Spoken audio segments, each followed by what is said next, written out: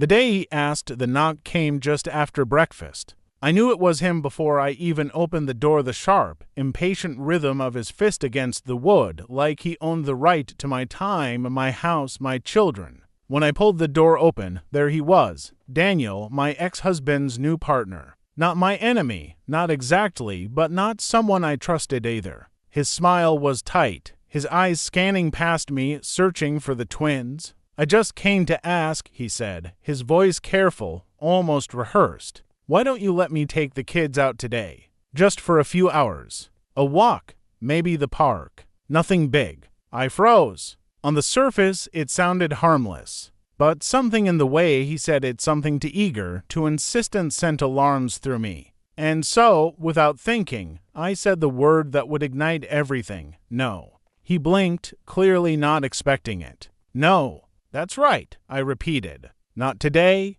What I didn't realize then was that this single refusal would shatter everything: my friendships, my family's trust, and even my children's innocence. Because betrayal doesn't always arrive with lies. Sometimes it begins with truth that no one else wants to hear. Chapter 1. The request. Daniel was persistent. "Look, I'm trying here," he said. "I know I'm not their father, but am in their lives now. I just want to spend time with them. Build a bond. You should be happy someone else cares about them." His words dripped with charm, but underneath was steel. I could hear it. "You should be happy," as if I owed him gratitude for wanting what was mine. I said no. I told him. And that's final. The twins had appeared in the hallway by then, their small faces peeking out, eyes wide with curiosity. "Who is it, Mom?" one of them asked. Daniel crouched slightly, giving them a practiced smile. "It's just me.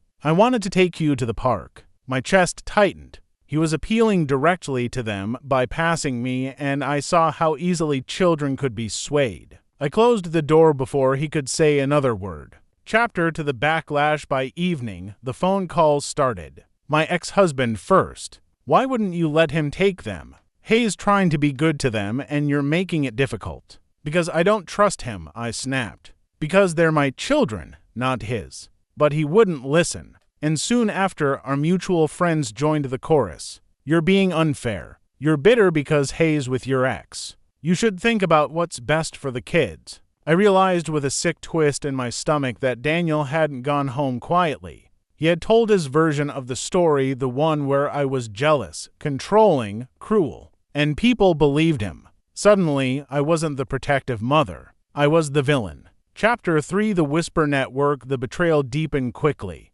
Parents at school began avoiding me. Other mothers gave me sharp looks, whispered behind my back. I overheard one of them say, "She's selfish. Doesn't want anyone else to love her kids." Even my own sister confronted me. "Why are you doing this? You're pushing everyone away. The kids need stability. If Daniel wants to help, let him." I wanted to scream, to ask her how she couldn't see what I saw: the hunger in his eyes, the way he looked at my children, not like they were people, but like they were trophies to be won. But the more I fought, the more isolated I became. Chapter 4. The discovery. Then came the night that proved me right. I was leaving the grocery store when I saw Daniel across the parking lot. He was on the phone, pacing. His voice was low but sharp, and I only caught fragments of his words. "Shall give and eventually kids are the key once they're used to me. She won't matter anymore." My blood froze. He wasn't trying to bond with them for love.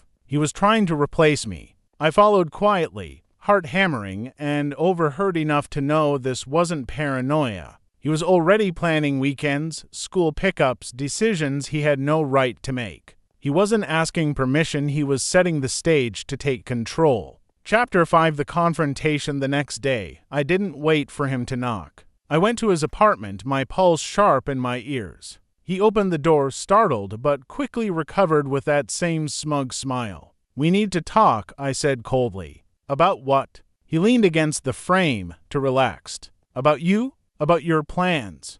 I know what you're doing." For a second, his mask slipped. His eyes narrowed, and I saw the truth I had feared. He wasn't trying to help. He was trying to win. "You can fight me all you want," he said softly, almost like a threat. "But eventually, they'll choose me." I walked away shaking, but more determined than ever. Chapter 6: The Real Betrayal. What hurt most wasn't Daniel, it was everyone else. My ex refused to believe me. My friends called me paranoid. Even my children, too young to understand, began asking, "Why can't we go with him, Mom? He's nice to us." I realized then that betrayal doesn't always wear the face of the enemy. Sometimes it's the faces of those you love most, people who trust the wrong person, who refuse to believe you, who make you stand alone against a tide of lies. Chapter 7: My decision. I knew I couldn't stop him with words. The only way to fight betrayal was with proof. So I started gathering it, recording his phone calls, saving his messages, keeping every scrap that revealed his true intentions.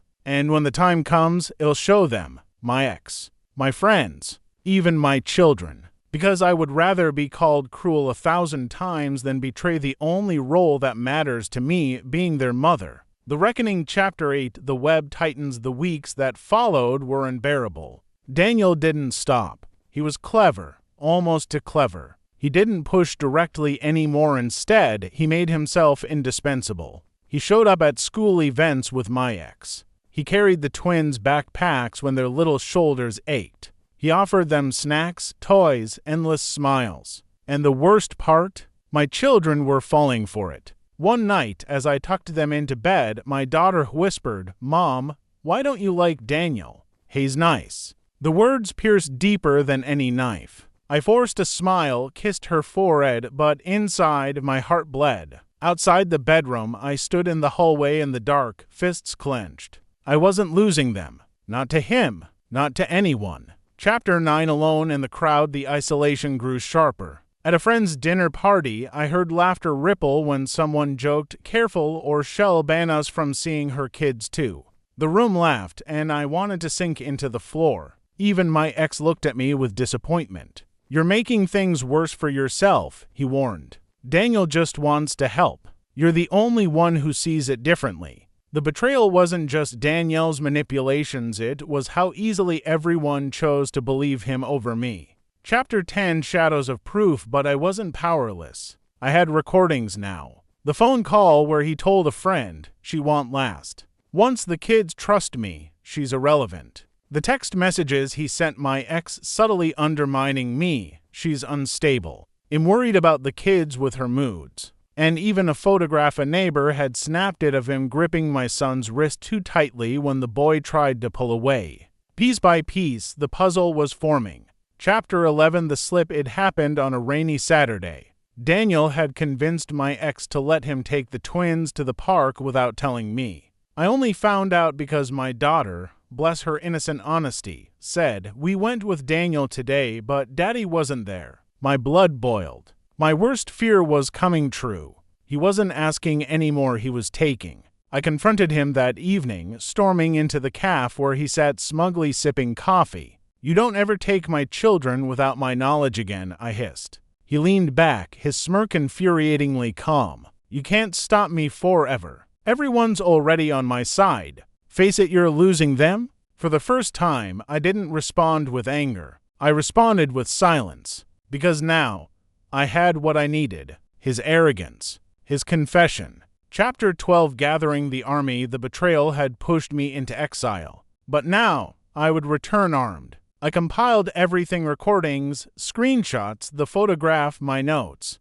I took them to a lawyer, who studied them with sharp eyes. "This isn't just a custody issue," she said. "This is manipulation. It borders on coercive control." For the first time in months, I felt hope flicker. Chapter 13: The Breaking Point. The breaking point came during the twins' birthday party. My house was filled with balloons, laughter, and the scent of cake. For one moment, it felt normal again, until Daniel arrived. He walked in without knocking, carrying a shiny new bike with a ribbon. Everyone clapped, the twins squealed with joy, and I stood frozen in the corner, invisible in my own home. He knelt in front of them, whispering just loud enough for me to hear, "See, I'm always here for you." That was it. My patience shattered. I dragged him outside, ignoring the gasps. "This ends tonight," I spat. But Daniel only smiled, leaning close enough that I felt his breath. "You can't fight me. Even your kids want me more than they want you.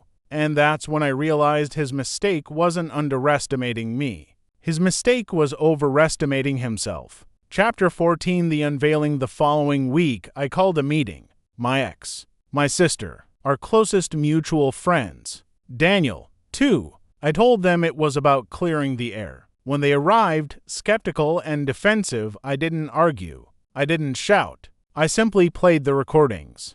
Danielle's voice filled the room. She won't last. Once the kids trust me, she's irrelevant. She's unstable. I'm worried about the kids with her moods. And then, the photo. The small wrist in his grip, red from pressure. The silence was deafening. My ex's face turned pale. My sister's mouth fell open. Friends shifted uncomfortably, guilt clouding their eyes. Finally, I looked at Daniel. Still think I'm paranoid? I asked. For the first time, his smirk faltered. Chapter 15, Aftermath. The tide turned quickly after that. My ex apologized awkwardly, haltingly, but the damage between us was done. My friends, ashamed, tried to repair bridges, but trust once broken is not so easily mended. As for Daniel, he disappeared. Not overnight, but piece by piece, his mask crumbled. Without my ex's support, without the community's blind trust, he faded out of the children's lives. And I stood stronger, not because the betrayal had ended, but because I had survived it. Chapter 16, Lessons. Even now, I sometimes hear echoes of his words, "They'll choose me." And I shiver, remembering how close I came to losing them.